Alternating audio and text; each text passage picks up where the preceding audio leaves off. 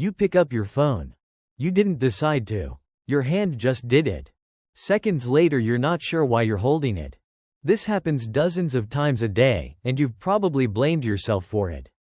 Weak willpower. Bad habits. But the real answer is far stranger than that. Your attention was never built for this.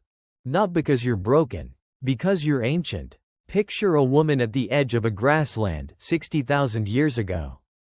She isn't scrolling anything, but her eyes are scanning grass, treeline, water, constantly asking one question. Is that worth a longer look? Psychologist Daniel Berlin studied exactly this instinct and found it wasn't danger alone that grabbed the mind. It was novelty. Anything that broke a pattern. Your phone didn't invent this appetite.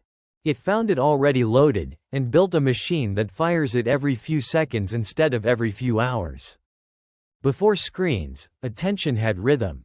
Anthropologist Richard Lee documented the Kung San of the Kalahari and found their days were mostly slow, unhurried focus, broken by short bursts of intense effort. Long conversations. Watching a fire. Nothing demanding constant switching. Compare that to your average hour today. Notification. Tab switch. A stranger's opinion on a stranger's opinion. The same brain that once tracked footprints for hours is now reset every few seconds.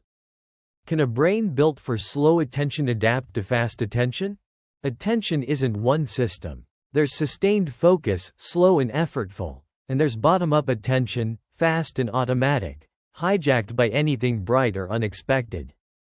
For most of history, the environment kept these balanced. A savanna doesn't refresh. Then someone built an environment that refreshes infinitely, in your pocket. Neuroscientist Wolfram Schultz found something strange about dopamine. It doesn't fire mainly at reward. It fires at uncertainty, not knowing if something matters until you check. That is exactly the texture of a notification. Your ancestors' version of a notification was a shifting shadow at the fire's edge. Ambiguous. Checking it once saved lives. So checking became default, wired in deep, long before there was anything to resist. This is what most explanations of screen habits miss. Companies didn't discover a new weakness. They found an old strength, built over hundreds of thousands of years to keep you alive, and pointed it at something with nothing to do with survival. So what did attention look like before all this? Slower, more boring, and that boredom mattered. Idle time wasn't wasted time. It was when the mind wandered into its most useful states. Long walks with no destination. Long silences that didn't need filling. Which means the discomfort of putting your phone down and just sitting there isn't proof something is wrong with you. It's a muscle, sore from disuse, not decay. You are not a broken modern person failing to control an ancient brain. You are an ancient brain doing exactly what it was built to do, inside a world engineered to exploit that design.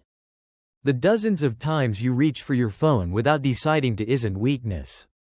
It's an orienting response, working perfectly, in a world that never stops rustling. Tonight you'll probably pick up your phone again without deciding to. Notice it, just once. Not with guilt. With recognition. That's not a modern failure lighting up in you.